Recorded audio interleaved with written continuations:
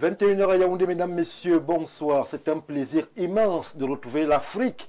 L'Afrique postée et scotchée pour justement la balade panafricaine sur Info TV. Lundi, chaque lundi, lorsque les 21h, nous refaisons l'Afrique avec les grandes problématiques, les grandes thématiques actuelles. Et pour ce faire, nous allons tout d'abord aller du côté de Malabo et du côté de Paris avec ces tensions. Et oui, des tensions existent désormais entre les deux capitales. Des tensions inhérentes à justement à l'affaire dite des biens mal acquis qui nous livre une fois de plus un autre énième épisode si vous voulez. Nous avons cette requête de la Guinée équatoriale à la Cour internationale de justice pour que justement le somptueux immeuble avenue Foch du côté de Paris appartenant à la Guinée équatoriale ne soit pas vendu aux enchères comme prévu par l'État de France. C'est justement la plainte qui a été déposée du côté de la Cour internationale de justice par l'État guinéen. C'était le 3 juillet récent pour que justement l'immeuble ne soit pas vendu.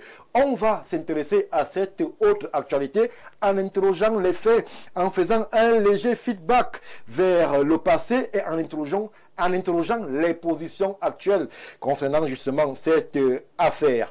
On va aussi, élection présidentielle oblige, température politique oblige, nous repositionner sur justement deux pays majeurs dans l'espace francophone. On va parler du Cameroun, on va surtout parler de la Côte d'Ivoire et ensemble, on va s'interroger eu égard aux dernières actualités à comment éviter une crise ou alors des crises post-électorales. Vous savez, pour ceux qui nous regardent et sont attentifs aux derniers déroulés d'actualité dans ces pays, que du côté du pays d'Alassane Ouattara, par exemple, Laurent Gbagbo, Guillaume Soro et autres Thiam cadors de l'espace politique ivoirien sont out de la compétition politique qui est en train de s'arriver. Je parle là de l'élection présidentielle. Idem pour le Cameroun où on murmure eu égard à des débats inhérents au mandat impératif ou pas. C'est comme vous voulez que certains poids lourds justement de l'opposition ne seront pas de la partie. Ensemble, en compagnie de nos invités, bien évidemment, criés sur le volet,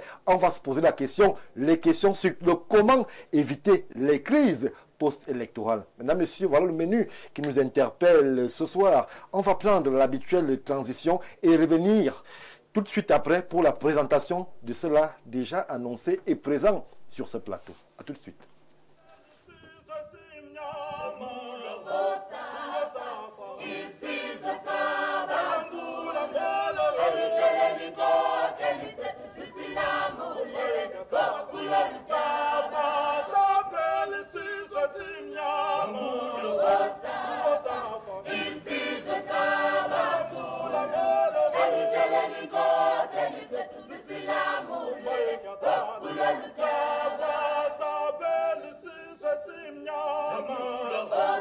Retour sur le plateau de Oulu Africa, la balade panafricaine sur Info TV. Et pour ce faire, pour alimenter, commenter, disséquer, critiquer, décrypter justement l'actualité panafricaine, ils sont sur ce plateau, des visages connus et désormais reconnus de l'espace médiatique camerounais. Je commence par ma gauche, proche avec un acteur de la société civile, le docteur Jean-Moïse Mbok, une fois de plus, répond à l'appel. Bonsoir docteur et bienvenue.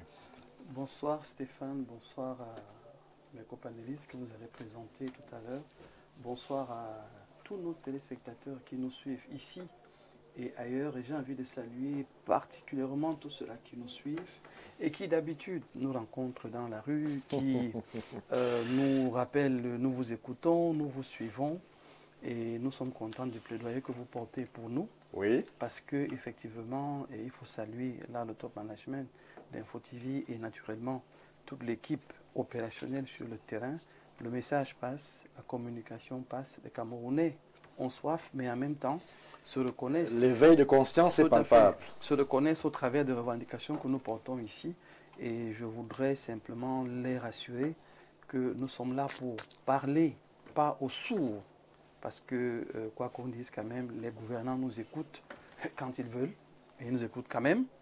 Ils prennent en compte ce que nous proposons et nous espérons que c'est le Cameroun qui sortira gagnant et grandi et qui se portera bien. Je vais donc sortir en saluant tous les acteurs de la société civile du Cameroun en souhaitant qu'on développe également, comme nous demandons aux partis politiques, que nous puissions développer une sorte de synergie dans la convergence d'idées, de propositions, pour pouvoir être encore plus efficace. Merci pour l'invitation. Merci à vous, Dr Jean-Moïse Mbok. Pour ceux qui nous regarderaient de par le monde, je sais qu'ils sont nombreux et qui s'inquiéteraient de la disparition d'Info TV du canal 317 sur le bouquet CanalSat. Rassurez-vous, nous avons juste muté. Nous demeurons sur la numérotation 6 pour ceux qui sont au Cameroun et 508 pour ceux qui sont évidemment hors de nos frontières. 508 désormais, ça change du traditionnel 317. 508, mais nous demeurons pour les fidèles camerounais sur l'espace 6 lorsque vous êtes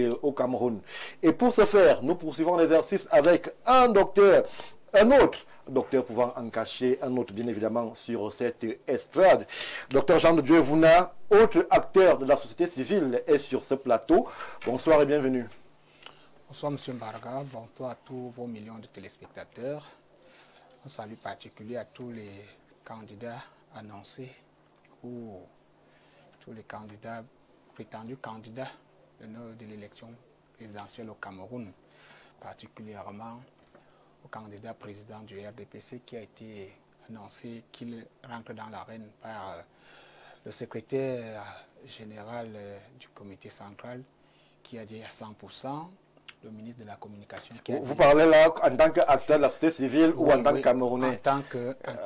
Peut-être qu'il aurait fallu qu'il y ait un acteur du RDPC pour commenter cette actualité. Non, je suis Camerounais, suis Camerounais et je salue comme ça l'annonce du président candidat du RDPC, mais dont nous constatons que d'un côté, le secrétaire annonce un 100%, de l'autre côté, il annonce un 50%, et ça semble être une confusion, mais en tout état de cause, nous avons retenu que le président candidat du RDPC, le candidat naturel, sera dans l'arène en octobre.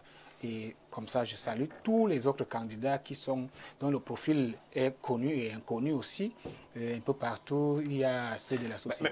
Merci Jean de Dieu Vouna. On ne va pas commencer la campagne sur ce plateau. Nous, on va présenter les autres panélistes. Timothée Somba, vous êtes chez vous, chez nous. Alors, bonsoir Stéphane Barga. Toute ma sympathie à nos millions de téléspectateurs. Ma fraternité renouvelée et appuyée à mes copanélistes avec lesquels nous partageons désormais des liens familiaux.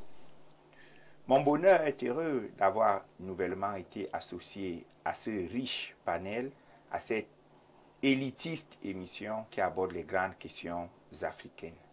Je fais juste un coucou au top management d'Info TV qui me renouvelle à travers vous son amitié. Je profite pour sortir de souhaiter un bon anniversaire a posteriori de 24 heures à mon très cher aîné, le docteur Mbok.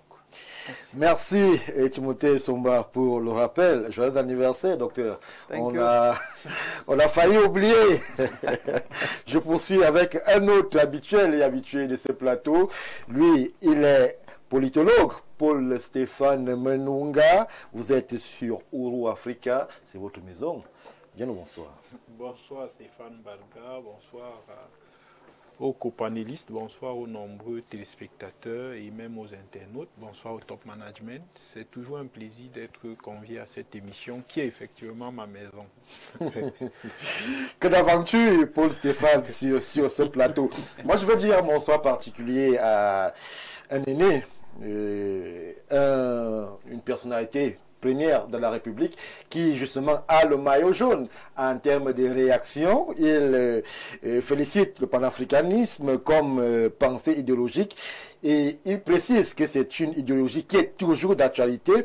Aucun Africain nationaliste et rationnel ne peut nier la pertinence de cette pensée. Le seul problème, c'est la réalité de plusieurs Afriques sur le plan mental et même psychologique. On va dire bonsoir au professeur Elvis Ngolengole qui vient de réagir à ce qui est dit sur ce plateau.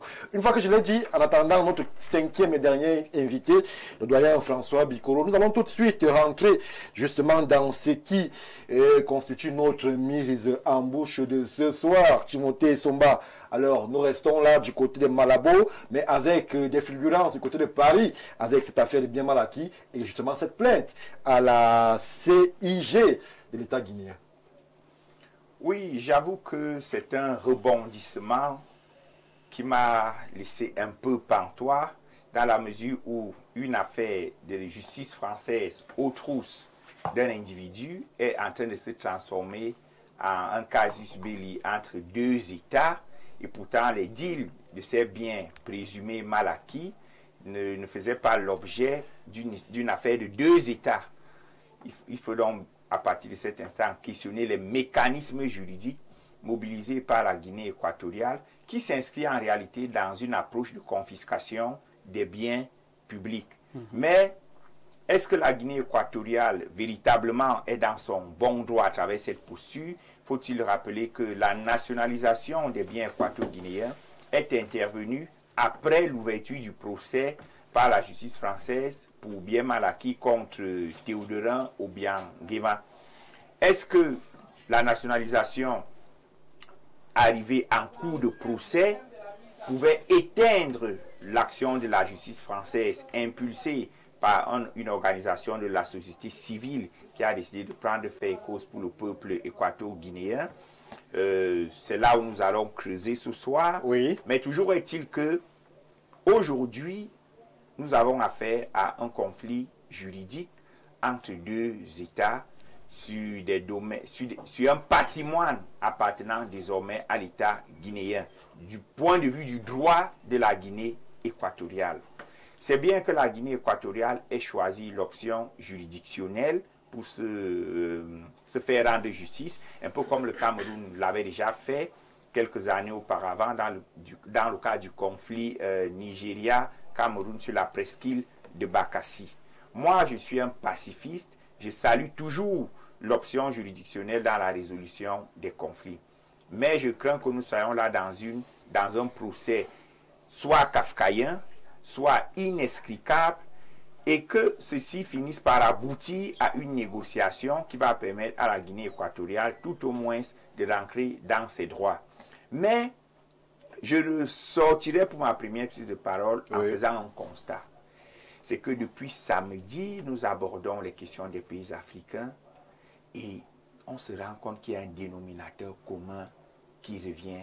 Cette grande puissance dont le spectre lourd continue de peser sur les États, soit d'Afrique francophone. Bon, je vais ranger la Guinée équatoriale dans le giron Afrique francophone parce que avec le phénomène frontalier, le phénomène de mixture anthropologique, on peut considérer que c'est l'Afrique francophone. Qu'est-ce qui justifie... Timothée Somba, oui. je vous retire la parole un instant. Je reviens tout de suite après pour poursuivre l'édition. On va essayer de régler le bref problème technique qui nous interpelle. A tout de suite.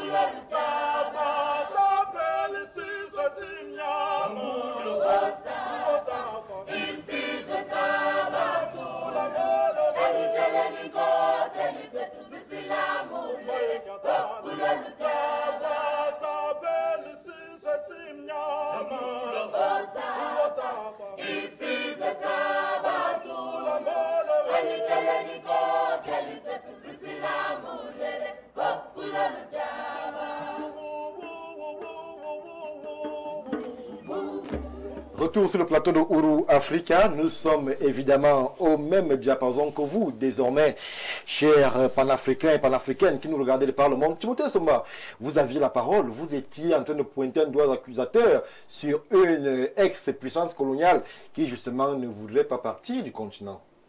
Oui, cela me fait mal de le dire, mais le constat est là. C'est que dans toutes les situations qui impliquent les pays d'Afrique noire francophone, on retrouve la puissance tutélaire, que je peux qualifier entre guillemets de coloniale, dans les procès comme cette affaire des biens mal acquis de la Guinée équatoriale, oui, avec une décision de justice qui a offert carrément les biens d'un citoyen équato-guinéen au gouvernement français. C'est assez inédit.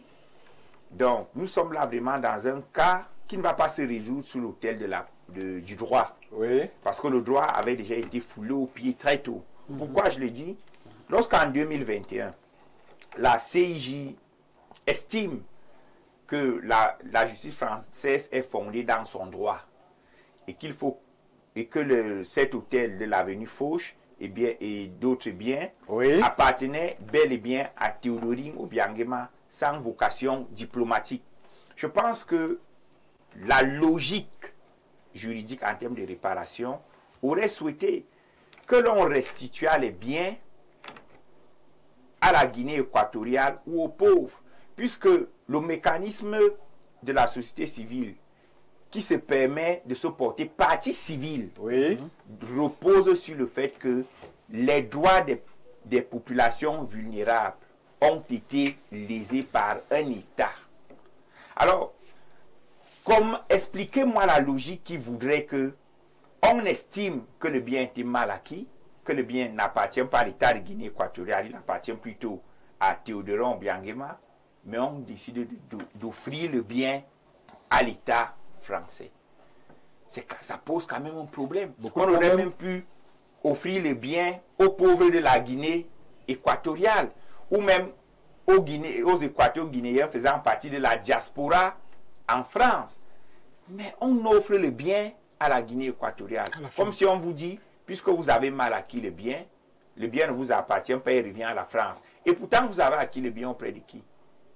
Auprès des Français. Pourquoi ces Français ne sont-ils pas condamnés au même titre? Parce que pour qu'il y ait transaction commerciale, il faut un acquéreur et un vendeur. Merci Timothée et Somba. Il faut dire que l'histoire fait et a fait grand bruit. Nous avons essayé dans notre recherche, essayé justement de retrouver les premières communications des médias français sur la question. Ensemble, prenons une de ces communications-là qui va planter le décor sur ce qui est effectivement reproché à Théodorin Obiangema, vice-président de Guinée équatoriale, et même de façon plus ou moins affichée à l'État de Guinée équatoriale. Première réaction de la communication des médias français et on revient tout de suite après. Officiel, dit-il. La justice, avec, je vous le disais, cette première, le procès d'un dirigeant africain a commencé tout à l'heure à Paris. Il est accusé d'avoir constitué frauduleusement un riche patrimoine en France. C'est ce qu'on appelle le dossier des biens mal acquis. Il s'agit du président, du fils du président guinéen. Mathieu Boisseau, Tiffaine Piogier, Jacques Dubose. Ce jour-là, ces voitures de luxe étaient si nombreuses que pour les transporter, il avait fallu 3 remorques comme celle-ci. C'était en septembre 2011. La justice française saisit une petite partie d'une immense fortune. Celle de Théodorin Obiang, aujourd'hui vice-président de Guinée équatoriale et fils du chef de l'État. Avenue Foch, l'une des plus chères de Paris, il possédait aussi cet hôtel particulier, transformé depuis en ambassade. 4000 mètres carrés avec discothèque, salle de cinéma, robinet plaqué or et des œuvres d'art. Valeur estimée, près de 150 millions d'euros. Mais selon plusieurs associations, ce patrimoine aurait été bâti frauduleusement en Guinée équatoriale. Elles ont obtenu l'ouverture aujourd'hui du procès des biens mal acquis pour corruption et blanchiment d'abus de biens sociaux notamment. Les juges ont pu tirer tout le fil rouge leur permettant de démontrer que tout ce patrimoine immobilier, ces voitures, ces montres, avaient été acquis par des moyens illicites, c'est-à-dire en puisant où? Dans les caisses de l'État. Théodorin Obiang ne s'est pas présenté à l'audience. Pourtant, en 1998, il était bien moins discret.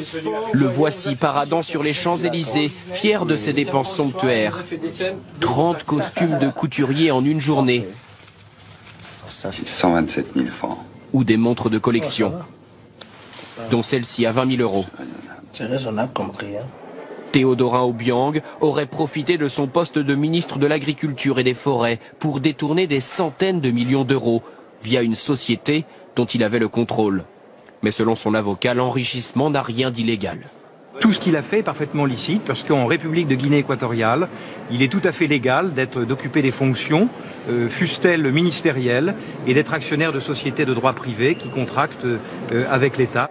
Théodorin Obiang encourt 10 ans de prison et 50 millions d'euros d'amende. Son avocat demande un report du procès. La décision sera rendue mercredi.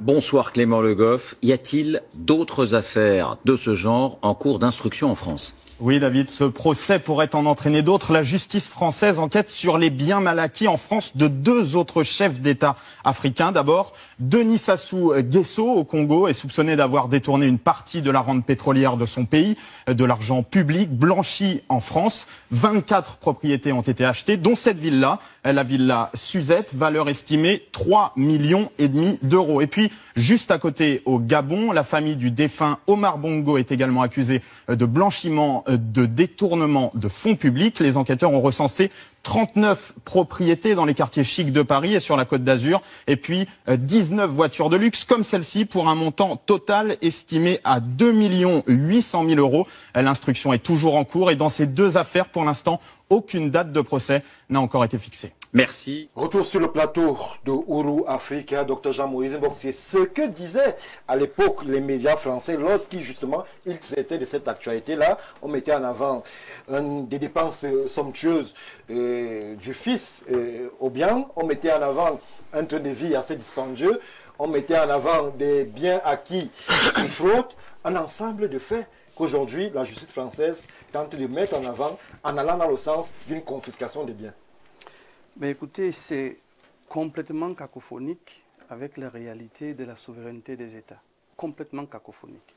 Et j'ai envie de dire ici que si on renverse simplement la situation, nous connaissons les scandales de Total et de Elf, oui, qui n'ont jamais fait l'objet de saisies en Afrique. Au nom de quoi la France viendrait s'attaquer à un État? On dit bien, ils l'ont dit eux-mêmes dans le reportage, oui. Théodorin était déjà ministre. Après, vice-président. Donc là, on est en train d'attaquer non seulement un État, on attaque sa souveraineté, on attaque ses autorités. Et je dis non. À un moment donné, la justice doit être rendue à l'intérieur d'un État et non à l'extérieur. C'est-à-dire que, comme Timothée Somba le disait, aller questionner le train de vie et toute la confusion, le malaise que cette situation déplorable crée en Guinée équatoriale, ceux qui sont contre auraient complètement raison. Oui. Et moi, je suis à l'extérieur et sur la souveraineté des États. La France n'a pas le droit, parce qu'une société civile se serait levée et aurait estimé que l'État guinéen est spolié, n'a pas le droit de faire un procès sans organisation, sans début ni fin. Début ni fin, pourquoi? On a juste fait l'état des lieux des biens qu'on estime avoir été spoliés à la Guinée équatoriale. La logique aurait quand même voulu qu'une fois ces biens identifiés, oui, saisis, puissent trouver le moyen de retourner à l'état de la Guinée équatoriale. C'est ça qui montre la justice. Mais là, on est dans une injustice maquillée au nom de la justice. C'est-à-dire que si les Africains ne songent pas d'abord à se défendre, à se protéger, avant de régler les problèmes en interne, on tombe tout de suite dans la confusion et la cacophonie. Je suis complètement opposé à la méthode, à la façon de vouloir résoudre le problème. Quant à la spoliation ou le détournement des biens, ça c'est un autre problème, oui, qu'il faudrait que, si jamais les Français ont des intentions claires, qu'elles renvoient à l'Union africaine. Et qu'à partir de l'Union africaine, le problème soit traité en Afrique avec la CEMAC et ainsi de suite. Donc vraiment, on va dire tout ce qu'on va dire. Ce procès à la base, il est faussé, il est complètement dans la confusion.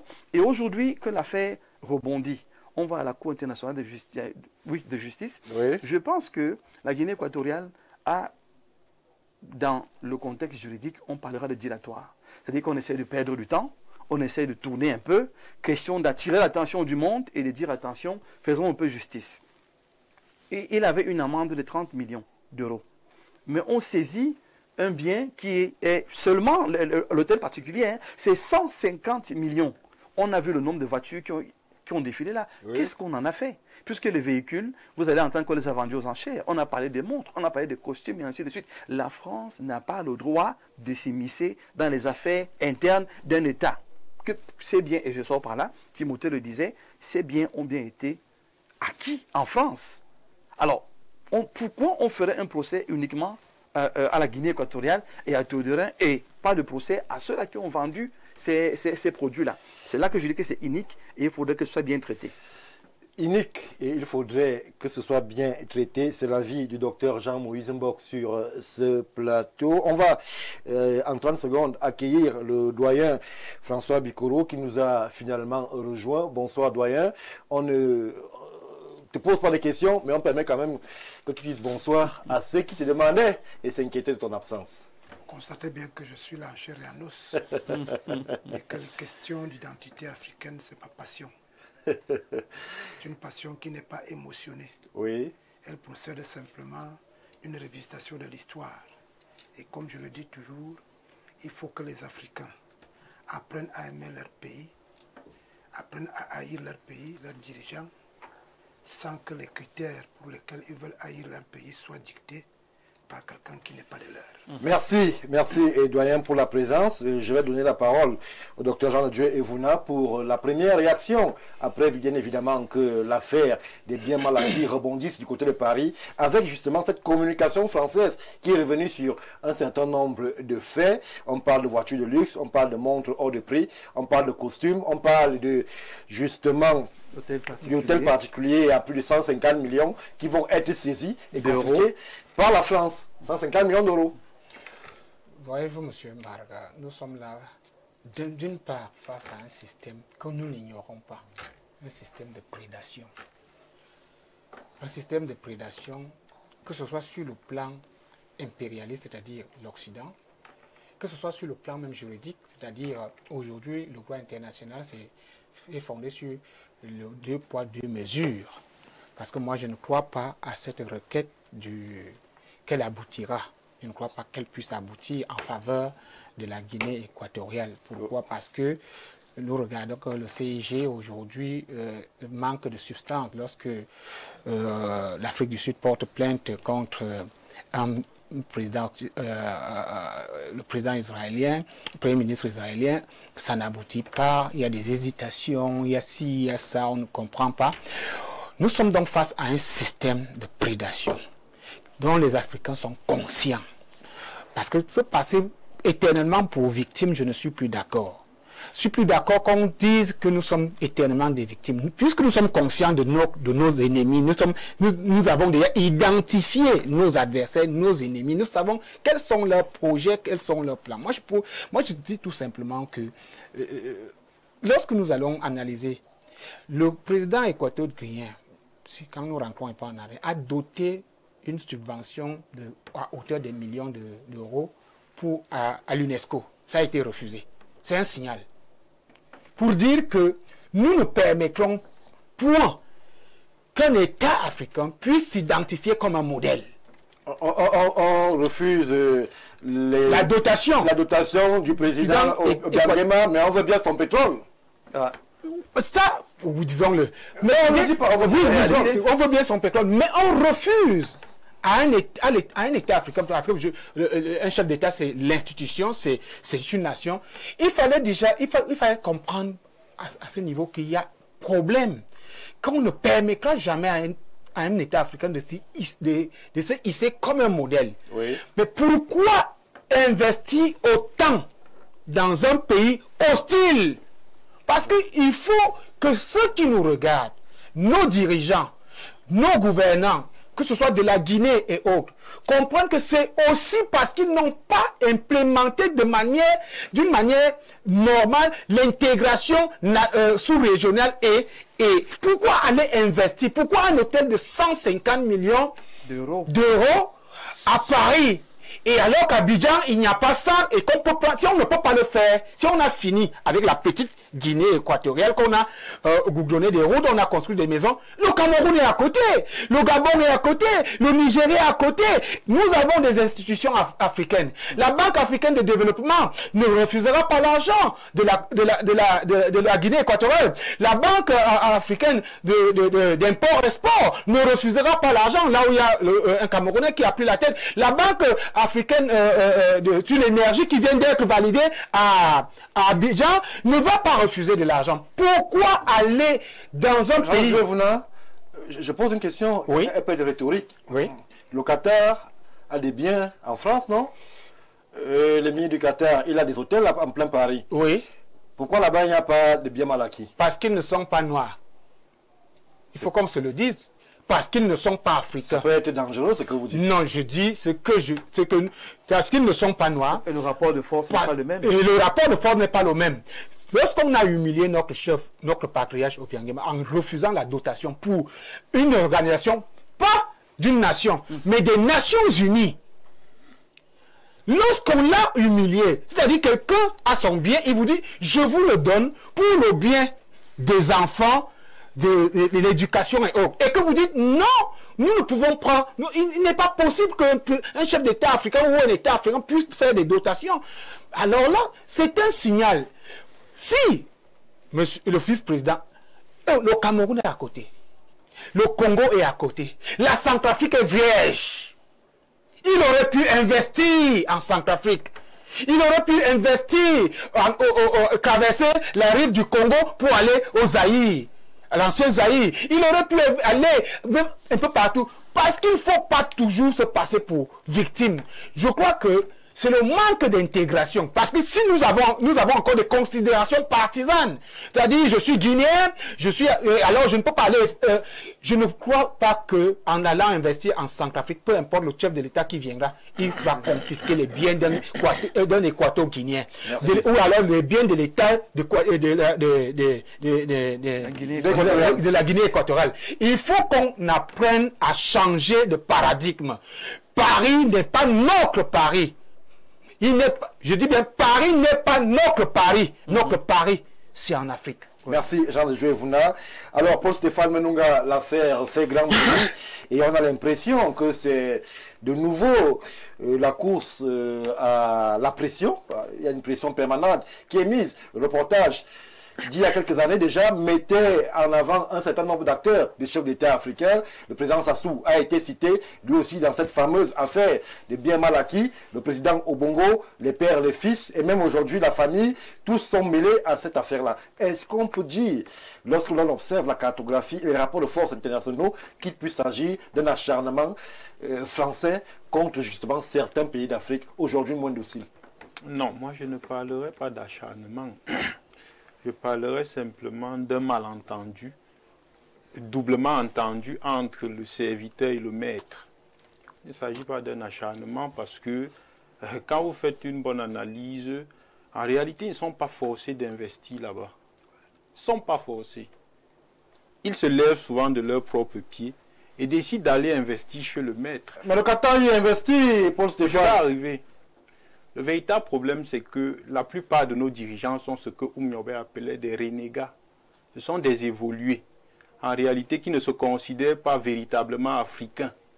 Parce qu'ils pensent qu'ils sont évolués. Parce que, dites-moi pourquoi je vais aller construire, faire un investissement de 150 millions à Paris. Alors que l'Afrique a des sérieux problèmes. Ça pose un problème de fond. Parce qu'il ne faut pas seulement accuser... de l'ambition aussi. Non. On ne peut pas, ça ne peut pas être l'ambition. En réalité, j'ai envie de dire, c'est un complexe. Je ne sais pas comment qualifier. C'est un complexe. Ça ne peut même pas s'expliquer parce que vous ne pouvez pas, j'ai envie de dire quoi, voir ce qui a l'habitude de se passer parce que ce n'est pas le premier cas. Vous avez l'habitude de voir que une fois qu'il y a certains quiproquos sur le plan politico-juridique, on vous sort la carte des biens mal acquis. Mais vous continuez à aller investir là-bas. C'est pour ça que je parle de malentendu, doublement entendu. Et généralement, on veut instrumentaliser le peuple qui, en réalité, ne demande qu'à être considéré dans la gouvernance de chaque pays. Donc j'ai simplement envie de dire qu'il faudrait que ça serve de leçon, même si c'est vrai que je suis d'accord avec le docteur Jean-Moïse Mbok et Timothée Essomba qu'il faudrait qu'on renvoie les biens en Guinée équatoriale, oui. Mais il faudrait que ça serve de leçon à nos dirigeants, qu'ils comprennent qu'en réalité, là où ils devraient investir, où la terre par excellence d'investissement, c'est en Afrique. Parce que je suis persuadé que son investissement aurait fait du bien au Cameroun. Ça aurait créé des emplois. Son investissement aurait fait du bien. Des immeubles de 150 millions au Cameroun. Ça aurait été le premier. Et ça aurait permis au Cameroun justement d'avoir un immeuble de 150 millions d'euros. Ça aurait permis à la Centrafrique d'avoir un immeuble de 150 millions d'euros. Donc arrêtons parfois de pointer la France en essayant de blanchir nos dirigeants eux-mêmes qui sont responsables de ce qui leur arrive. Parce qu'en réalité, quand vous faites une analyse, la plupart des dirigeants à qui ça arrive, c'est quel genre de dirigeants? C'est les dirigeants en réalité qui sont là pour servir la France. Et comme la France est un pays calculateur qui ne vit que des intérêts, dès qu'on ne trouve plus l'intérêt de travailler avec toi, on sort dans tous tes dossiers. Maintenant, je pose donc la question de savoir, est-ce que ce ne sont pas les biens mal acquis? Laissons un peu, j'ai envie de dire quoi, la victimisation. Est-ce que ce ne sont pas des biens mal acquis? Le débat va se poursuivre sur le plateau. Ce sont des biens mal acquis. Maintenant, le véritable problème, c'est... Qui peut juger de la mauvaise acquisition de ces biens? C'est ça que je suis c'est là où je vais arriver. Le véritable problème maintenant, c'est qui pose la problématique des biens mal acquis. Mais j'ai aussi envie de répondre que s'il ne partait pas conçu en France, la France ne se mêlerait pas de ses affaires. Merci. Il aurait dû investir soit en Guinée équatoriale, soit au Gabon, soit en République centrafricaine. Et je sens en disant à ceux qui ont évoqué la question de l'Union africaine que je suis désolé. Il n'y a pas d'Union africaine. On n'a pas d'Union. Vous parlez d'une institution qui n'existe pas, qui est financée par l'extérieur. Vous parlez de l'ONU. L'ONU est une institution qui a été conçue par les États-Unis, la Grande-Bretagne, la Chine et l'URSS. Et quand ils ont conçu leur institution à Dumbarton Oaks, ce n'était pas pour que vous venez financer, parce que l'UNICEF est un démembrement de l'ONU. Ce n'était pas pour que vous venez financer. C'est leur instrument qu'ils ont construit pour continuer à dominer le monde. Donc l'Afrique doit simplement concevoir ces institutions, vivre dans ces institutions et aller dans la mondialisation par le canal de ces institutions. Merci, Paul Stéphane Menonga. Bien évidemment, vous vous en doutez, il y a eu une réaction du côté de Guinée équatoriale et c'est le président, le vice-président Teodorino, à l'époque aussi, qui justement apportait sa vision des faits par rapport à cette escabreuse affaire des biens mal acquis. Suivons-le. Le procès en cours en France contre le vice-président de la République de Guinée équatoriale est une mascarade.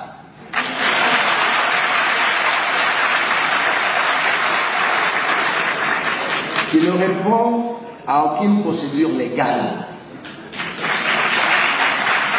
juste et transparente. C'est un montage. C'est un montage contre le gouvernement légalement constitué en Guinée équatoriale et aussi contre l'Afrique. Que l'on sache, l'achat des biens en Europe n'est pas interdit par une quelconque disposition nationale ou internationale. Un pays tiers ne peut non plus déclarer illégaux des biens provenant d'un autre pays. Dans ce cas, une propriété acquise en France avec de l'argent légalement gagné en Guinée équatoriale ne peut être considérée comme un bien mal acquis.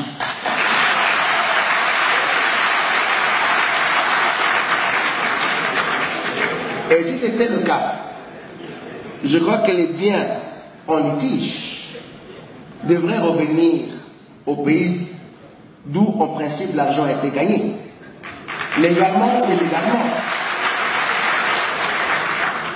C'est la preuve de l'ambition et l'avidité des puissants européens dont l'ambition d'accéder aux biens matériels ne peut même plus être freinée par le pouvoir moral. nous avons écouté le vice-président équato-guinéen Théodorine Obiangema, patriarche Bikoro. La question se pose. Plus le temps passe, plus ce serpent de mer de bien mal acquis est exhibé. C'est à chacun son tour. Congo-Brazzaville, Guinée équatoriale, Gabon, tout le monde y passe sans que véritablement l'affaire ne soit résolue. Qui aurait intérêt à ce que véritablement on ne trouve pas le fin mot de cette histoire? L'histoire a ceci de particulier qu'elle ne s'arrête pas. Mère Bégaye. Si le patriarche libyen était encore vivant et qu'il écoutait ses enfants d'Afrique, lui-même n'allait pas accepter qu'on l'assassine, il allait boire lui-même un poison pour qu'il meure. Parce que tout ce que vous reprochez au Obiangema Mbazoua, le président libyen l'a fait en Afrique. Ouais. Il en est mort. C'est important de le dire. Oui.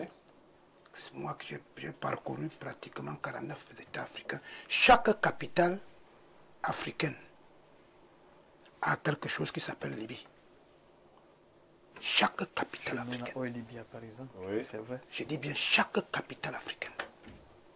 Dans les histoires d'investir. Ça veut dire que l'excuse de l'investissement ne peut pas passer. C'est une excuse désuète. Ouais. La deuxième chose qui est une vérité, et la vérité est dure.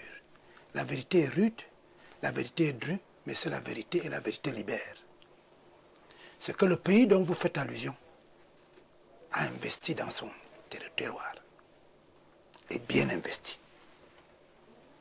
Ce pays est arrivé en dernier, en tout cas en ce qui concerne les pays extrêmement producteurs de pétrole. Donc il a dû tirer les leçons de ce qui est arrivé aux autres. Oui. Et il s'est dit, pour parachever mon œuvre, il vaut mieux que je fasse d'abord chez moi. Ce pays est extrêmement présent au Cameroun. Peut-être que vous ne le saviez pas. Ce pays investit au Cameroun. Ce pays investit dans plusieurs pays africains. Oui. Donc sur ce plan encore, on ne peut pas dire qu'il ne l'a pas fait. Nous sommes membres d'un système international, comme quelqu'un l'a dit tout à l'heure, défini par les autres. Vous avez donc un pays qui s'appelle franc CFA. Et vous avez besoin de l'argent qui vous permet de vous développer parce que vous confondez développement avec modernité. La modernité est un système néolien qui permet à tous les artisans d'Europe de venir ici au pays. Regardez comment vous construisez vos maisons, comment vous vous habillez. C'est ça le problème. La deuxième chose, c'est qu'ils se sont organisés pour que ce qu'ils appellent société civile travaillent essentiellement pour leurs États. Je crois qu'un Mbok ne peut pas être société civile parce qu'il n'insulte pas beaucoup le Cameroun. Mais une bonne société civile africaine doit insulter son pays, insulter ses dirigeants, mettre le propre pour qu'on n'aille même pas chercher ce que vous appelez modernité, que vous confondez avec développement. Mon fils vous a dit tout à l'heure qu'ils se sont arrangés en 1945 pour que tout ce qui marche soit à leur propre bénéfice. C'est dans ce système que les États africains disent qu'ils vont se développer. Alors qu'en réalité, ils font juste un transfert des matières déjà fabriquées chez les autres pour qu'elles viennent chez nous. Théodorine Obiangema Mbazoua, il faut bien le connaître. C'est cet analphabète qui avait dit à son père, le pétrole, l'argent du pétrole est trop beaucoup. Allons chercher les gens pour qu'ils viennent investir. Ce ne sont pas les Équato-Guinéens qui ont fait les routes, parce qu'il n'y en avait pas d'ingénieurs. Ce n'est pas eux qui ont fait toutes les réalisations infrastructurelles que l'on voit en Guinée équatoriale. C'est dans cette amitié qu'ils se retrouvaient avec des amis, entre guillemets, qui sont européens. On l'a quand même vu en France, avec un rythme de vie qui inquiétait même... J'en viens. Ça, c'est encore une vue de l'esprit. Vous êtes dans un pays qui s'appelle Cameroun. Un inspecteur de police envoie son enfant là où on paie 1,5 million à la fin du mois. Et un chef d'État, à l'enfant d'un chef d'État, vous demandez qu'il prenne le pouce-pouce pour aller quelque part. C'est dans la tête. Il n'y a pas un inspecteur qui peut envoyer son enfant là où ça coûte 1 million le mois, soyons sérieux. Nous allons, après cette émission, je vais vous amener... De façon légale, non. Sans payer. Non. On connaît le salaire minimal d'un inspecteur. Ça, c'est encore une vue de l'esprit de quelqu'un qui n'a que la tête d'un colonisé. Et comme je le dis toujours, la chance du colon, c'est tout dans la mentalité du colonisé. Parce que pour être inspecteur de police, on peut être propriétaire terrien. On peut avoir des champs. On peut avoir une famille. Inspecteur de police, c'est pour te permettre de t'épanouir en tant qu'être humain. Qui vous a dit que quand on travaille dans la fonction publique, on n'est nécessairement pas nanti? Alors, revenons il sur faut passer ce Théodorine. chemin. J'en viens. Théodorine est donc cet enfant qui a dit à son père qu'il faut qu'on attire l'investissement. Oui. Et on ne peut pas investir autant de millions, de milliards de dollars qu'on a investi en Guinée équatoriale, sans que la personne à qui vous avez donné un marché ne vous souffle quelque chose à l'oreille. Il ne faut pas qu'on se leurre. Ce sont les amis européens de Théodorine qui lui donnaient en cadeau tant une montre d'or, tant une Lamborghini, sachant très bien qu'elle ne peut pas traverser l'Hexagone pour venir se rouler en Afrique. C'est un système d'expoliation. L'hôtel particulier aussi. Maintenant, on vous montre la photo d'un immeuble. On ne vous dit pas que l'immeuble, le truc relais, c'est une maison dans cet immeuble. Et la valeur faciale de cet immeuble, je n'étais pas la même que lorsque Théodorine l'a acquise. Il faut aussi le dire aux Africains. Oui. La valeur a augmenté parce que ça se trouve là où les riches prennent des espaces. On parle de la rue Fauche. Je dis, moi je ne connais pas la rue Fauche. Je vous dis, c'est là où les riches, comme chez vous ici, à l'époque c'était Bastos. Je crois qu'il paraît que ça a un peu changé. C'est maintenant Koweït et tout ça. Ils ont trouvé des noms qui prouvent que c'est l'argent. Donc sur ce plan, c'est une vue de l'esprit que de nous dire qu'un chef d'un président, un enfant de chef d'État ne peut pas prendre une Lamborghini. Quand on va sortir d'ici, aller dans la rue qu'on appelle rue de la Joie de Yaoundé, vous voyez ce que les gens alignent devant les bars. Moi, je préfère qu'on se dise que ce qui gêne ici, et je suis d'accord avec lui, c'est le process. Oui. Voilà donc des gens qui nous aiment tellement, qu'ils décident que chaque fois que l'un de nous spolie, ils vont l'attraper. C'est les mêmes qui nous ont dit, quand on n'arrive pas à l'attraper sur les biens mal acquis, on va l'attraper en allant te chercher à Korogo. À 23 h, te mettre dans une roue d'avion. C'est quand tu es déjà arrivé chez eux qu'on dit que tu viens d'être attrapé. 10 ans après, ils vous disent qu'ils ne savent pas ce que Laurent Gbagbo faisait. La question que les gens se posent, c'est pourquoi il n'y a que des institutions qui psychologiquement nous donnent l'impression que ce n'est que contre les Africains. Je peux parler de la CPI. Oui. Mais la voie prise par Obianga Mbazoua, ce n'est pas nécessairement pour qu'on lui rembourse la maison de 3 chambres et tout ce qu'il a eu dans un immeuble qui en a 49. C'est de démontrer à la face du monde que les institutions créées après 1945 n'ont pas été créées pour régler les problèmes du monde, mais pour régler les problèmes de ceux qui les ont créés. Je fais aussi allusion à la Banque mondiale, au FMI. La Grèce est tombée en faillite totale. Vous avez vu qu'ils ont refusé au FMI, à la Banque mondiale, d'aller à la Grèce parce que psychologiquement, ça allait implémenter sur le subconscient des gens qui croyaient qu'ils sont des dieux. Donc moi, je pense à mon humble avis qu'il faut beaucoup plus s'interroger sur cet amour subi. Quelqu'un me dit bien mal acquis. C'est bon. Mais Sherpa, pourquoi on a utilisé Sherpa? Parce que justement, on travaille sur le subconscient des émergences africaines qu'on appelle peuple ou population. Pour leur dire, nous, on vous aime. Tout ce que vous voyez dans les dehors, là, on va avoir une élection. C'est dans la tête des populations qui sont un peu perdues parce que nous ne savons pas bien leur expliquer. Donc, prenons bien mal acquis. Je répète, prenons bien mal acquis. Bien, mal et acquis. Est-ce que Sherpa vous a déjà démontré que le bien a été mal acquis? Parce que au Obianga Mbazoua, dont on a dit que le bien a été mal acquis, et comme d'autres le bien... Le reportage fait savoir que c'est tant il y a eu achat et il y a eu pression de la justice française que ce qui semblait être un hôtel privé du vice-président a été muté en bien de la Guinée équatoriale. Peut-être c'est à ce niveau qu'il y a eu comme contradiction ou malentendu, comme le disait... Peut-être vous ne saviez pas que la flotte équato-guinéenne cherchait un avion qui était allé atterrir chez les Européens. Je vous dis, il faut faire très attention. Qui n'est jamais revenu. Il faut faire très attention. Guinée, au moment où je vous parle, je ne sais pas si c'était aussi un bien mal acquis, mais c'était bien écrit Guinée Équatoriale Airlines.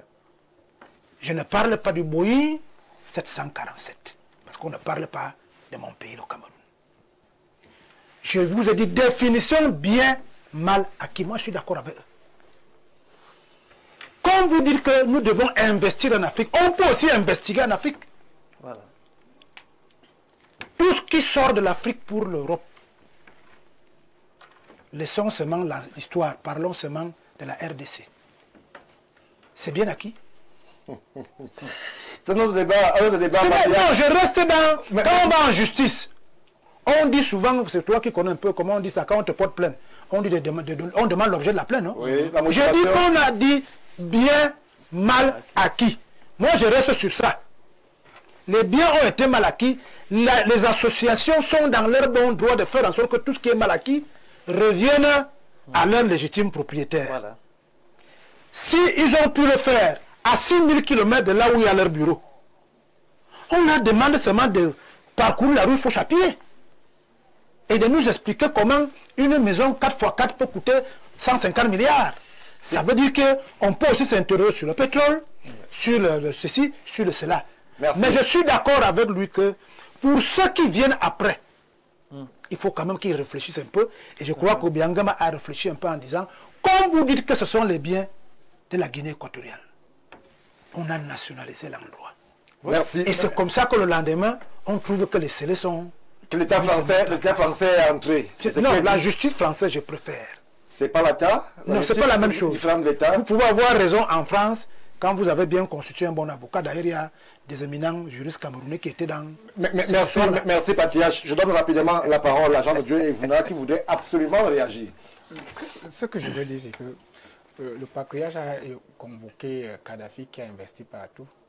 Mais Kadhafi aussi, nous pouvons constater qu'il a beaucoup plus laissé l'argent en Occident. Cet argent est où? Mourons en investissant ici. S'il faut donc boire le poison. Non, permettez. Entièrement d'accord avec toi. Buvons le poison. C'est-à-dire, je bois le poison, qu'ils viennent me tuer en investissant un peu partout sur les 50 États africains. Mais ça a été fait. Ça a été fait. Non, je dis que... Non, ça a été fait. Mais aussi, ce qui a été laissé par la Libye, les fonds libyens, en Grande-Bretagne, les fonds libyens en France, les fonds libyens en Italie, sont où? En Grèce. C'est pour dire que nous n'avons pas de pari là-bas. Doyen, je suis d'accord. Mourons en Afrique. Je vous ai parlé du système international. Lorsque la Russie agresse l'Ukraine, le premier acte posé, c'est d'extraire la Russie du système international de la finance, qu'on appelle SWIFT. Oui. Vous ne pouvez pas, en même temps que vous êtes dans le monde, et ne pas s'intégrer dans le système d'implication du monde. Ce n'est pas une... C'est un moment, mais en revanche, on dit qu'il faut que cette chose-là profite au peuple. Je pense que la Corée du Nord s'est développée sans... Lorsque vous savez que voici... C'est la phrase. La Corée du Nord s'est développée, s'est enfermée pour se développer en prenant appui sur l'Asie, sur la Russie et autres. Ces pays parce qu'ils ont compris une chose. Les Occidentaux, c'est des pilleurs, c'est des voleurs, c'est des gens qui ne nous veulent pas du bien. Ils se sont enfermés. Il ne faut pas qu'on continue à encourager des erreurs de nos pères. Comme Kadhafi, c'est-à-dire tu investis en Afrique, mais le gros de l'argent, tu vas laisser en Grèce, en Italie et autres. Non, ce n'est pas le système SWIFT. On n'oblige personne.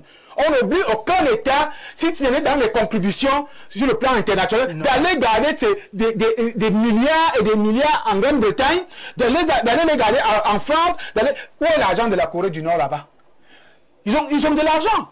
Donc, de prendre son nom, d'aller le garder aux États-Unis et après venir dire que non, nous, je parle des États, je parle des... Permettez-moi, de prendre son or, parce que c'est l'or est la force financière et de l'économie de chaque pays. Et vous prenez votre or, vous allez le garder aux États-Unis. Après, vous venez pleurer que, sachant que ces gens ne vous ont pas, qu'ils ont bloqué votre or, je dis non. Arrêtons de se faire des victimes pour rien. Ça prouve que soit nous ne sommes pas intelligents, soit nous ne voulons pas évoluer. Si je veux mourir, je meurs en investissant tout mon argent en Afrique. Si tu permets une minute. Oh là là, Patriarche. Pour construire la télévision Info TV, oui, vous allez prendre le matériau en Occident. C'est pour cela qu'il faut loger votre argent en Occident. Merci. Alors, moi je crois que... je vais emprunter à ce que Paul Stéphane a dit. En fait, quand vous lisez l'art de la guerre de Sun Tzu, en fait, il exprime clairement que quand tu as un ennemi, cherche ses faiblesses, trouve ses faiblesses et exploite-les. Alors, Paul Stéphane a parlé des institutions africaines qui devraient accompagner les investissements africains. Oui. Vous parlez des pays arabes dans la globalité. Vous ne pouvez pas toucher l'investissement du Koweït sans que l'Arabie saoudite ne réagisse. Parce qu'en fait, ils ne vont pas investir ailleurs au hasard. Ils font un bloc. Prenons de manière singulière la Chine. Vous allez toucher l'investissement de la Chine. Comment? Puisque avec leur Aflexim, vous avez vos banques, eux ont leur Aflexim, dont les codes sont déjà connus, les bases sont arrêtées et on va investir en se protégeant sérieusement. Ce qui fait que Trump va venir et dire on va augmenter les droits de douane. La Chine rit. Parce qu'elle tient l'Amérique quelque part chez elle. Est-ce qu'on est dans le même débat, Jean? Laissez-moi continuer. Écoutez, on parle pas des investissements.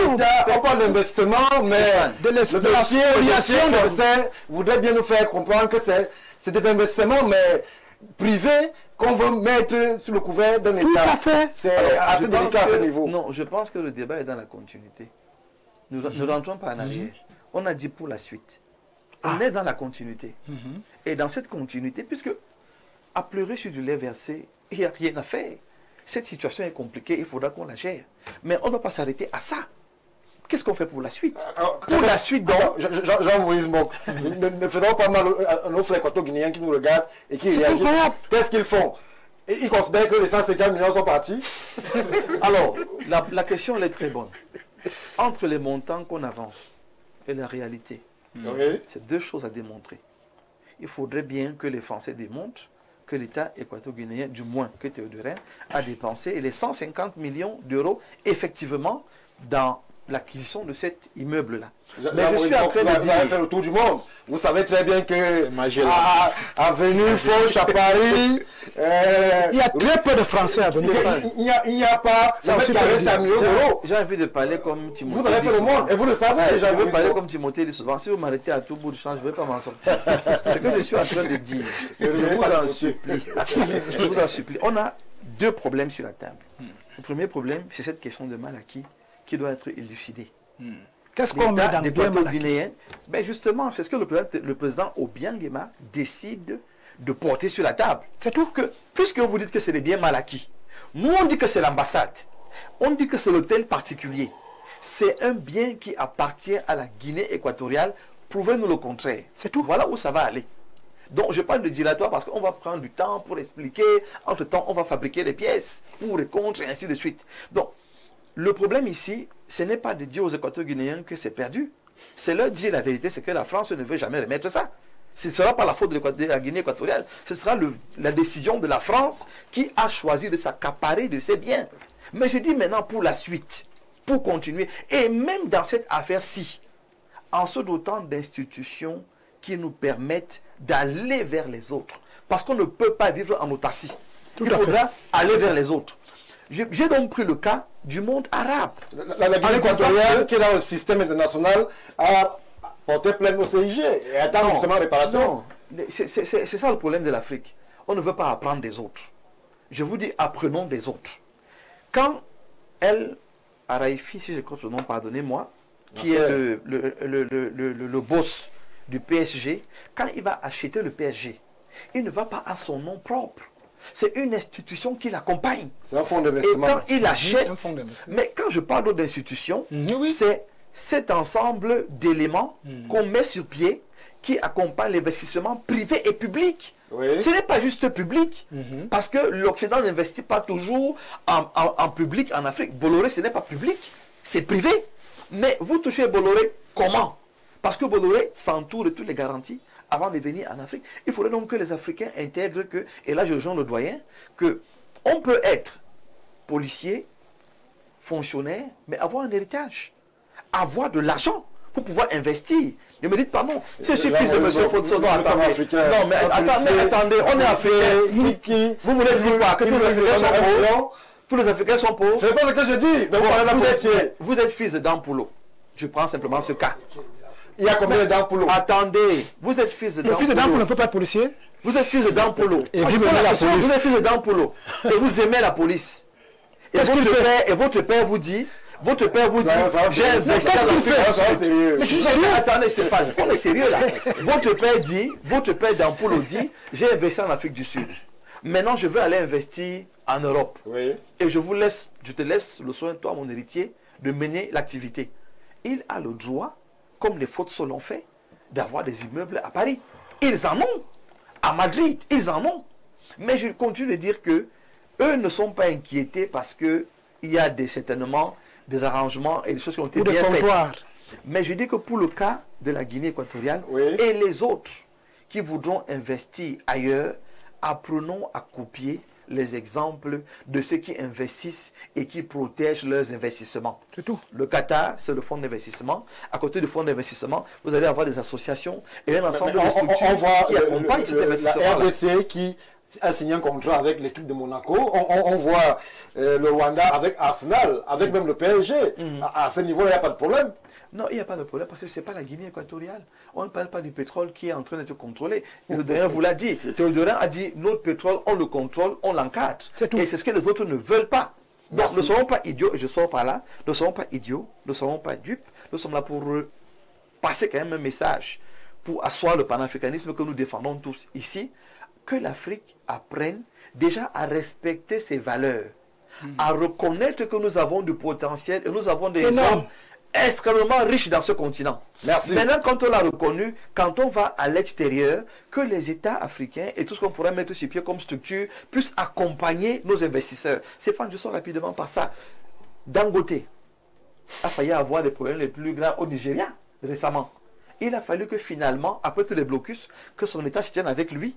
Et il faut saluer le doyen camerounais, qui aussi a mis la main, et notre président africain, pour qu'il puisse s'en sortir et évoluer. Faisons ça en Afrique de manière responsable. On va le faire, mais on va aussi relayer les contributions qui nous sont parvenues. On privilégiera celles de la sous-région.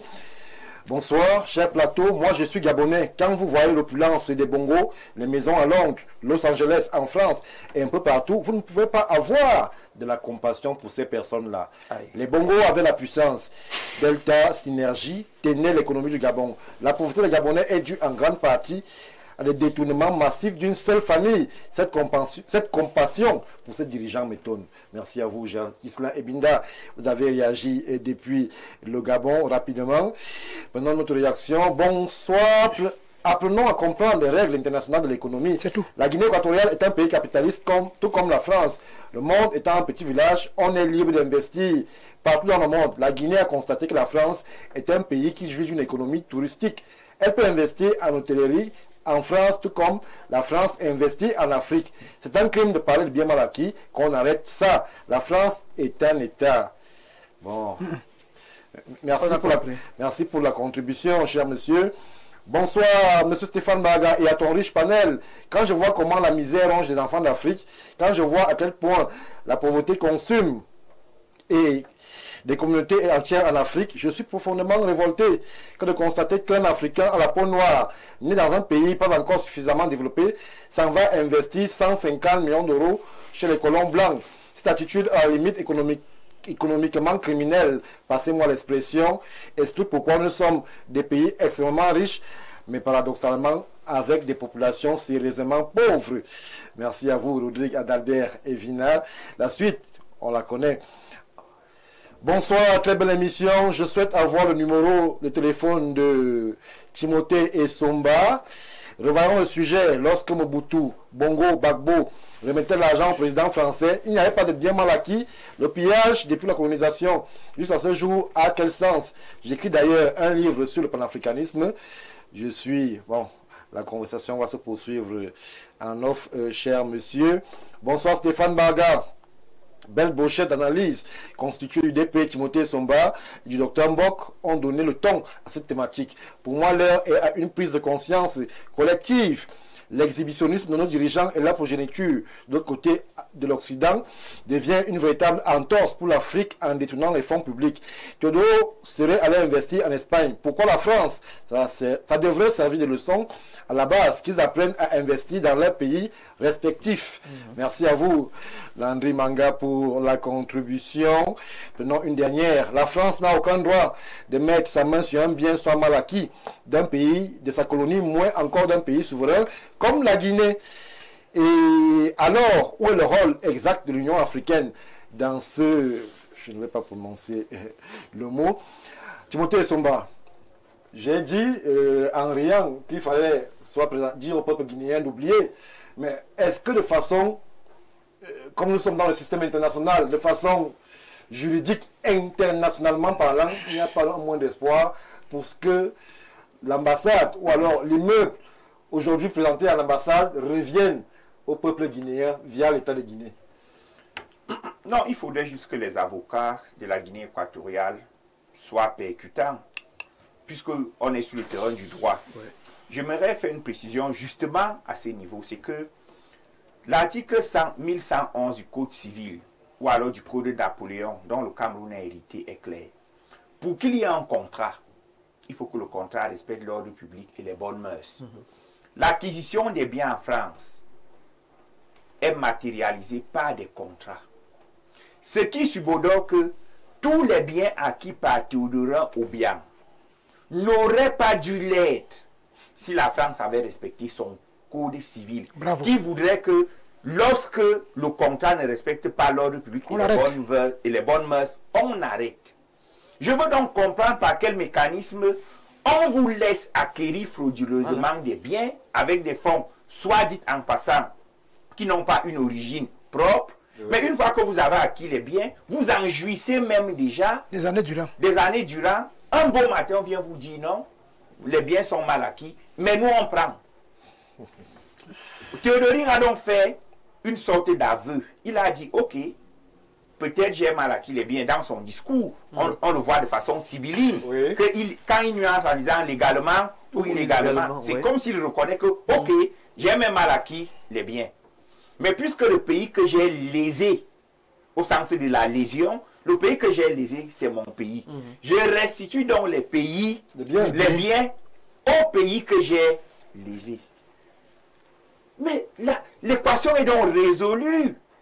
Le problème qui se pose aujourd'hui n'est pas les biens mal acquis ou non. Le problème qui se pose, c'est que, en vertu de quoi la décision de justice, au lieu de restituer les biens aux pauvres de la Guinée équatoriale, comme le doyen l'a dit que la France aime trop, comment la France dit qu'elle aime les équato-guinéens en confisquant, en s'appropriant des biens acquis avec l'argent des équato-guinéens? Vraiment, moi j'ai fait la série littéraire. Je n'étais pas très bon en mathématiques. Mais il y a un problème là de logique. Stéphane Barga, je viens vous dire que votre fils vous a spolié et est venu acheter des biens chez moi. Oui. Si je vous aime trop, qu'est-ce que je fais? Je vous remets les biens que votre fils a achetés chez moi. Mais je ne peux pas dire que je vous aime en disant votre fils vous a spolié, il est venu acheter les biens chez moi. Comme je vous aime, je vais faire que votre fils n'en jouisse pas, mais je les confisque. C'est assez compliqué.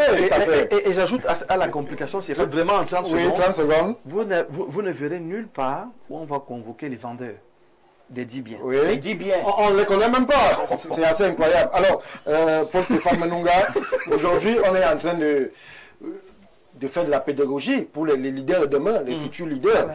Comment est-ce qu'on fait lorsqu'on veut se positionner dans le monde en tant que sujet compétitif? Parce que le président Théodore, lui, nous fait comprendre qu'il a de l'ambition pour son pays. La Guinée équatoriale, c'est un grand pays. Il est normal qu'au même titre que le Qatar, que Dubaï, que l'Arabie Saoudite, il puisse avoir des biens, même à Los Angeles, même à Paris, même en Suisse. Est-ce que lorsque Nasser Al-Khelaifi arrive à Paris sous Nicolas Sarkozy et achète le PSG, on demande à l'État du Qatar, est-ce que vous connaissez ce Nasser Al-Khelaifi? Pourquoi lorsque c'est les Africains, c'est des interrogations, c'est des questions aux faciès, c'est des rapports de force qui sont établis? Pourquoi ces particularités pour les Africains, mais pas pour les autres? Parce que les Africains ne représentent rien sur la scène internationale. Nous sommes des sujets des relations internationales. Nous ne sommes pas les acteurs des relations internationales. On subit. Comment est-ce qu'on devient sujet? Je vais arriver. Ou alors, comment on devient acteur? Comment on sort de sujet pour être acteur? Parce qu'on est sujet depuis le départ. Je vais arriver. Allez-y, Paul Stéphane. Prenons déjà les échanges dans la mondialisation. L'Afrique ne représente que 2% dans la mondialisation. Et les 2% là, c'est l'exportation du cacao, du café, du pétrole et j'en oublie certainement, exactement. Vous ne représentez rien. Parce que le monde est gouverné par la hard et la soft power. Oui. Et quand on convoque la hard power, vous ne représentez rien. On convoque la soft power, vous ne représentez rien. Et le monde fonctionne en bloc. La Guinée va seule dans les rapports de force sur le plan international, pendant que le monde arabe va en bloc. Oui. L'Union européenne va en bloc. Vous parlez d'intégration régionale. Vous allez seul. Ça fait qu'on vous écrase comme on veut. Facilement. En ce qui concerne le rapport de force. Parce que la géopolitique, en réalité, c'est une question de bloc, d'influence. Oui. Alors, qu'est-ce qu'on fait quand on veut donc acheter un immeuble à Paris? On s'associe entre le Cameroun, le Tchad et la Guinée équatoriale pour qu'on pèse. Comment est-ce que ça se passe? Moi, je voulais comprendre. Le Qatar paye le PSG, ça ne crée problème à personne. Mais le président Théodorine paye un immeuble, ça devient un problème mondial. Vous me permettez de développer, s'il te plaît. Puisque lui, il a la solution, j'aimerais mettre un petit bémol. Lui, il va arranger la chose. C'est que, observez bien quelque chose. Cette affaire de biens mal acquis ne concerne que les descendants des régimes. Les biens mal acquis interpellent rarement les hommes d'affaires. C'est toujours les fils des chefs d'État, les neveux des chefs d'État. Quel est le message qu'on veut faire passer? Quel est le message qu'on veut faire passer? Merci pour la question. Paul Stéphane. Je voulais donc dire que pour que les pays africains, justement, aient la même influence que, par exemple, le Qatar, et j'en oublie certainement, il faudrait déjà que le socle sur le plan du bloc soit construit. J'ai l'habitude de prendre un exemple. Est-ce que vous savez que si l'intégration est bien faite en Afrique centrale, quand on veut vendre le cacao, le Cameroun n'aura pas son prix du cacao.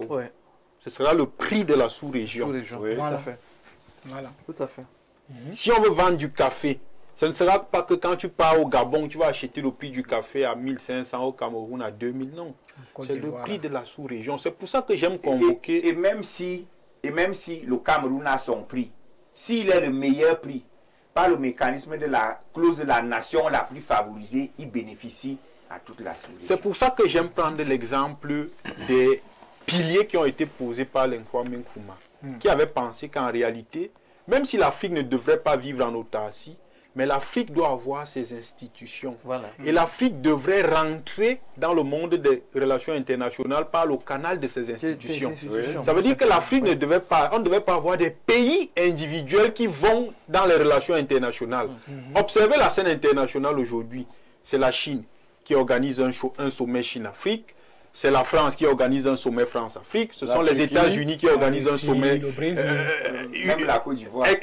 Exactement. Ça pose un problème de fond. C'est pour ça que Nkrumah avait pensé que non, il faut construire un appareil au sein duquel, quand on voudra parler à l'Afrique, ce sera par le canal de cet appareil. C'est pour ça que Nkrumah pensait qu'il nous faut une monnaie, parce que ça devait justement résoudre ce problème du système international SWIFT. Parce que je vous dis qu'une Afrique réunie au sein d'une institution fait plier le reste du monde. Ça, c'est une vérité qu'il faudrait qu'on se dise. Ça veut dire que vous allez être obligé de nous intégrer dans votre système monétaire et vous allez être obligé de marcher selon notre volonté. Est-ce que cette posture permettra de résoudre tous les problèmes d'ambition personnelle des États africains? Est-ce que lorsqu'on sera ensemble avec la même monnaie, ça empêchera à ce que un chef d'État puisse vouloir un appartement à Nice ou à Monaco? Ça n'empêchera pas, mais ça permettra qu'on ne puisse pas lui coller le procès des biens mal acquis. C'est ça qu'on est en train de vouloir résoudre. Parce que si tu lui colles le procès des biens mal acquis, en réalité tu t'es attaqué à tous les États qui appartiennent à l'Union africaine, parce que c'était ça le projet d'Nkrumah. Le projet d'Nkrumah, c'était que quand tu t'es attaqué à la Guinée équatoriale, en réalité tu as 54 États derrière toi, le principe de la sécurité collective.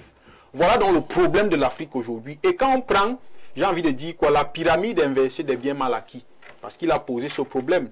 Le pétrole qui sort, est-ce que ce n'est pas un bien mal acquis? Les qui ont été condamnés pour corruption à Angola, Congo et autres. Les qui font sortir ce pétrole. C'est pour ça que je vous ai parlé au départ des renégats. Quel est le rôle des renégats en Afrique? En réalité, le rôle des renégats en Afrique, c'est de continuer à permettre aux puissances de continuer à nous exploiter. Et pendant qu'ils permettent aux puissances de continuer à nous exploiter, ils sont en bonne relation. Là, on ne parle pas de biens mal acquis. Mais dès qu'ils commencent à dire aux puissances qu'attention, mon pétrole, je veux que tu commences à payer ça au prix normal, On lui dit donc que le bien mal acquis. Et l'erreur pour nous, en réalité, c'est d'être sur le terrain juridique. Parce qu'en convoquant l'aspect juridique, on va tous se casser la figure. On est là sur un terrain politique qui n'a rien à voir avec le droit. Je suis désolé. Sur la scène internationale, le droit n'est que l'expression. C'est là où je vais chuter, justement. Je vais chuter. Ça n'a rien à voir avec le terrain juridique parce que, en relations internationales, les relations internationales sont régulées par deux instruments. Le droit et la force. Et le droit, c'est pour les faibles. Retenez ça aujourd'hui, que dans les relations internationales, quand vous convoquez le droit, c'est que vous êtes faible. La force, c'est pour les forts. Parce que la puissance, c'est quoi? C'est la capacité pour Paul Stéphane Monunga d'amener Timothée Somba à faire ma volonté, y compris contre sa volonté. Donc tant que vous n'allez pas aller à la conquête des éléments de la hard power, on va toujours vous imposer des choses sur la scène internationale et les institutions vont toujours dire le droit en votre défaveur, même quand vous êtes dans votre propre droit. Merci Paul Stéphane Mais il Monunga. ne nous laisse pas. Kadhafi et autres avaient le projet de nous créer le Fonds monétaire africain. On sait ce qui est arrivé à Kadhafi. On sait ce qui est arrivé, Doyen Bikoro. Alors, qu'est-ce qu'on fait lorsqu'on s'appelle Guinée équatoriale? Soit on accepte que l'affaire est pliée, ou alors on espère, en étant acteur du système international, qu'au niveau de la CIJ, la plus grande institution des Nations Unies, on peut quand même amener à ce que le bien ne soit pas vendu par l'État français et que justement il y ait perte sèche pour la République de Guinée équatoriale. Dans mon village, lorsque tu crées un tort à quelqu'un, l'essentiel n'est pas de te condamner et de t'insulter. Oui. L'essentiel, c'est que chaque matin que tu sors de ta maison, le regard des autres. C'est ce qu'Obiangema est en train de faire. La preuve, nous faisons un débat. Oui. Obiangema pose à la face du monde. En ce moment où il se pose des questions depuis 1945, comment des gens qui véhiculent la définition de démocratie comme étant le rythme de la majorité peuvent encore être à trois pour gouverner le monde? C'est un débat qui a commencé depuis. C'est peut-être les émergents africains qui ne comprennent pas le sens du débat. Le débat est ailleurs. Je vous ai dit que l'État équato-guinéen a trop de milliards. Une petite maison à Paris, ça ne peut pas lui créer un problème. Mais c'est poser la problématique pour qu'on en débatte. Ouais. C'est ça qui est important ici.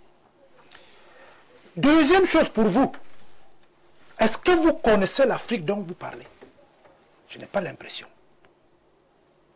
L'Afrique dont vous parlez, c'est celle où on a dit Hutu et Tutsi qui doivent être divisés en deux, un quart, un tiers, deux tiers. Tant que ce sera un tiers, deux tiers, Burundi, deux tiers de Hutu, un tiers de Tutsi, Rwanda, un tiers de Hutu, deux tiers de Tutsi. Ce n'est pas de cette Afrique dont vous êtes en train de faire le débat. Vous demandez tout à des gens qui ont souffert. Vous leur demandez de soigner en 4 minutes une maladie qu'on leur a inoculée depuis des millénaires. La guerre que nous faisons aujourd'hui n'est pas une guerre de... Depuis des millénaires, doyen, mais on sait quand même que nous sommes indépendants. Il y a une indépendance. Non, on vous a dit. Parce que l'indépendance dont il s'agit ici est que les États constitués avant la colonisation se mettent en place. C'est le cas du Qatar, la Corée. Ils sont en États nationaux. Nous sommes une foultitude de micronations qu'on a mis dans un endroit en prenant le soin que quelque chose soit coupé. Oui. Donc nous avons deux courses à faire pour commencer à se comporter tel que vous le dites. Et si vous observez bien l'Afrique aujourd'hui, et c'est ce que nous proclamons, la guerre de demain, c'est la guerre de communication. Messieurs, oui. Vous communiquez bien, ça franchit à gauche. Vous communiquez où, doyen? Non, je dis seulement communiquer. Non, voilà. On dit aussi communiquer où? Écoutez. Lorsque on est État de la sous-région et qu'on va à France 24, on n'a rien contre eux. Non, RFI, on n'a rien contre eux. Pour communiquer sur des affaires africaines. Attendez, qui spolie l'Afrique?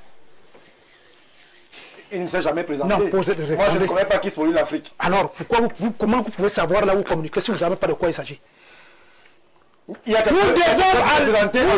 communiquer en France. Non. Laissez-moi terminer la phrase. Nous devons communiquer en France. Doyen, non. Non, laissez-le finir. Moi, je veux comprendre. S'il vous plaît. Je veux comprendre. Non, allons-y, doyen. Je vous dis, ça ne reprend pas. la guerre de demain est une guerre de communication. Oui. Pourquoi parler des instruments si nous devons aller communiquer enfin? Moi, je vais pourquoi ne pas créer laisse le doyen finir, on va réagir.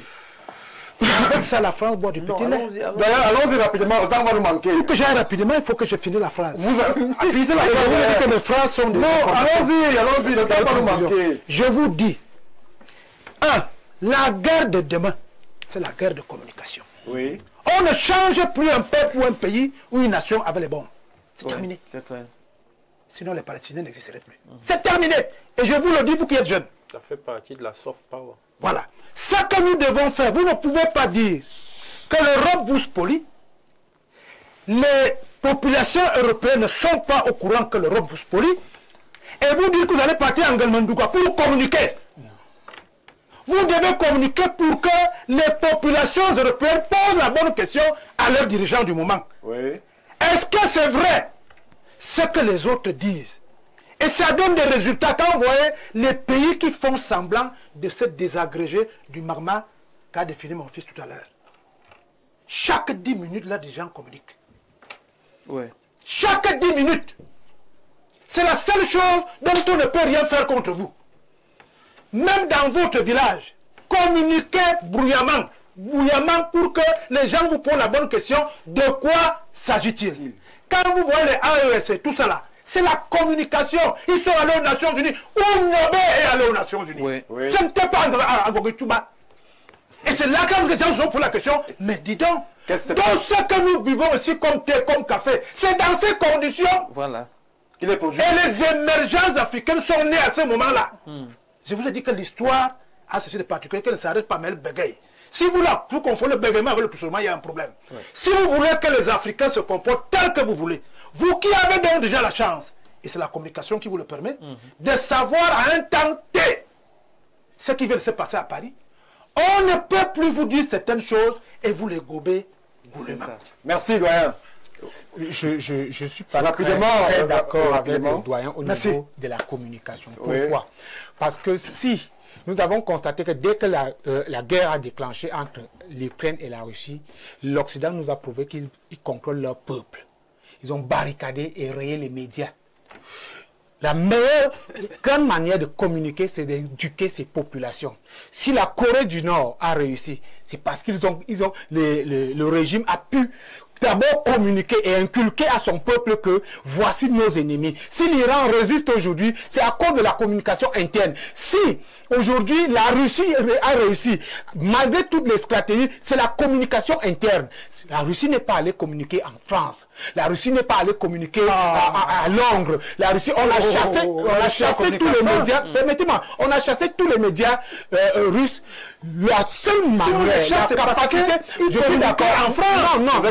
Communiquer non, on les chasse les communication. Justement, lorsque vous remettez en cause, lorsque vous avez que l'on faisait passer. Si nous continuons, moi je ne vois pas un média de l'Occident actuellement accepter notre discours. Je ne vois pas un média de l'Occident accepter un Monouna, un Timothée Essomba, un Mbok, un vous Patriès à LCI. Je ne les vois pas. On va vous couper. On va pas vous donner la parole.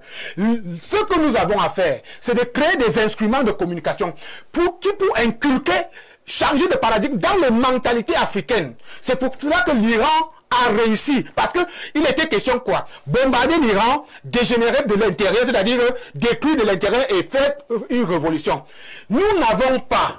Lorsque nos chefs vont communiquer, ils n'ont rien à aller faire savoir si ils ont la tribune de l'ONU. Mais ils n'ont pas à prendre les médias des autres pour aller communiquer au peuple français. Nous avons besoin de leur communication. Info TV a besoin, parce que Info TV, actuellement où nous parlons, nous sommes écoutés un peu partout, jusqu'en Afrique de l'Ouest. Alors si la meilleure manière de parler à nos populations, de créer la résilience psychologique, morale, la résistance, c'est de communiquer avec nos instruments. Merci. Alors, moi, ce que je vais dire, et c'est ce que je soufflais à Timothée tout à l'heure, quelqu'un a dit qu'il veut être, faut qu'on retienne de lui, qu'il est celui qui apporte le développement, la démocratie. Oui. Moi, je voudrais qu'on retienne de moi celui qui insiste, qui chante du dialogue et la communication. Sur le cas équato-guinéen, sur le cas équato-guinéen, dialogue communication. Sur le cas équato-guinéen, sur ce que le doyen présentait et ainsi de suite. Oui. Il est question d'abord de dialogue et de communication. Et la CJ, quand vous dialoguez, vous mettez sur la table les communications. Ce n'est plus la communication. Parce qu'il y a une communication interne et il y a forcément une communication externe. Oui. Et je suis d'accord avec le doyen, parce que quand il y a eu des communications à l'étranger, on a commencé à se poser des questions dans les parlements. Que donc c'est comme ça que la France gère la question monétaire avec l'Afrique. Oui, il faut communiquer là-bas. Maintenant, il y a un type de communication concertée qu'on fait là-bas. À ce niveau aussi, je peux quand même poser un point d'interrogation. Moi, j'avoue mon ignorance. Lorsqu'on est à l'orée d'une élection présidentielle au Cameroun et que les plus hautes autorités se succèdent sur des médias extérieurs au Cameroun pour parler d'une question camerounaise. Est-ce qu'à ce niveau-là, il n'y a pas un problème, Jean-Moïse? Alors, écoutez, à ce niveau, sans vouloir défendre quiconque, à un moment donné, on prend le plus. C'est un exemple qui peut être assimilé au Tchad, à Guinée équatoriale, à RCA. À un moment donné, on prend le plus. On en fait une seule communication qui va arriver au moins. Vous savez très bien que si vous... Ça veut dire que si vous communiquez, vous en tant que ministre de la RCA, ou alors vous, en tant que ministre du Cameroun, sur Info TV, vous ne serez pas suivi? Non, vous serez suivi en interne par les Africains et ils vont refuser, écoutez-moi. Allez-y, Jean-Moïse Mbok. Ils vont délibérément refuser de relayer votre communication. Et dans la stratégie, on veut atteindre quoi? On veut atteindre les communications. On veut parler et à l'Occident et aux nationaux. Et ça a marché. La preuve, c'est qu'ils ont parlé dans ces médias. Vous êtes informés. Mais rien ne vous dit que ce que je n'ai pas communiqué en Guelmendouga, la France va être informée. Il faudrait parler à Info TV. Vous savez très bien que j'insiste aussi là-dessus sur nos médias à financer, à densifier et à élever. Il faut le faire. Mais je dis que si on veut parler de la communication aujourd'hui, il faut commencer par prendre les références et on continue à travailler. Nous, ce qu'on doit faire en Afrique, c'est que nos ministres, quand ils veulent communiquer, ils prennent RFI, c'est vrai, mais ils prennent Info TV avec. C'est-à-dire qu'il faut pouvoir faire la part des choses. Il ne faut pas juste s'arrêter à un niveau, et c'est là que je leur fais le reproche, de ne pas simplement communiquer à l'extérieur. Le doyen insistait sur une communication qui informe ceux de l'extérieur et qui en fait des partenaires pour mener le combat que nous menons. Quand on est au courant que la question de la monnaie est mal traitée, le problème est posé au niveau du Parlement, où les décisions peuvent être prises. Stéphane, quand on veut régler un problème avec l'extérieur qui est plus puissant, parce qu'on n'a pas eu de rapport de force, il faut utiliser les leviers qui peuvent les affaiblir à l'intérieur là-bas. En Suisse, en Belgique et en France même, la question du franc CFA est sur la table aujourd'hui. Ils en parlent. Mais avant, ils n'en parlaient pas. Parce que les Kémy Séba et les autres ont choisi de communiquer là-bas avant de venir ici. Merci. Donc, je n'exclus aucune des communications parce que les deux je vous donne une minute. Non, je crois qu'on a un problème, c'est le problème des émotions. Moi, j'ai parlé de communication. Il paraît que Info TV est dans la communication internationale. Oui. Sinon, pourquoi vous avez pris le satellite? Voilà. Vous voyez que vous avez la peine à répondre. Non, on répond avec beaucoup de Vous prenez le satellite pour informer ceux qui aiment le Cameroun. Bien sûr. Pour informer les Camerounais. Pour informer les Camerounais de l'extérieur. Et pour la petite histoire doyen, où Africa, je prends ce cas, est immensément suivi au Gabon. Nous avons plusieurs femmes au Gabon. Je voudrais seulement dire que c'est ce type de communication. Moi, je faisais allusion. Je ne parlais pas des institutions de communication. Toute communication qui va avec l'extérieur permet à l'extérieur de mieux vous comprendre, de mieux savoir ce dont vous avez besoin, même au plan économique. Les Chinois, sur tout ce qu'ils vous envoient ici, ce sont vos conversations dans Facebook. Donc il ne faut pas croire que je parlais de fait qu'un président aille parler. Je dis qu'il passe ici. Il passe ici parce qu'il veut parler au Cameroun de l'extérieur et parce que votre télévision est à l'extérieur. C'est ce type de communication. Merci. 30 secondes, on conclut, Timothée Somba, le temps est achevé. Oui, j'aimerais, là c'est un plaidoyer. On ne peut pas référencer les médias africains en allant communiquer à RFI. notre ministre qui l'a fait, vraiment, je ne suis pas d'accord à pareil moment. C'est à partir d'une chaîne locale, comme la Russie le fait, qu'on doit envoyer le message à l'international. Nous sommes déjà sur satellite. Voilà. On aurait accordé l'interview à Christophe Boisbouvier, on aurait déjà accordé l'interview à Stéphane Barga, à Timothée Somba, voilà. Et obliger RFI à venir s'abreuver à la source locale. Parce qu'aujourd'hui, volontairement, moi je ne vais pas publier cette interview parce qu'on m'oblige à aller prendre ça à RFI. Merci. Merci. Voilà ce qu'on pouvait dire concernant justement cette polémique inhérente au bien mal acquis. On espère qu'on aura fait évoluer la réflexion. Beaucoup de courage au peuple équato-guinéen qui s'engage là une fois de plus dans une bataille juridique. Mais on sera attentif aux résolutions de la CIJ parce que justement, dans le système des Nations Unies, on nous l'a enseigné. Il n'y a pas de petits ni de grands États. Il y a des États et c'est par cette formule que je mets un terme à cette édition de Ouro Africa. Bien le bonsoir. Bravo.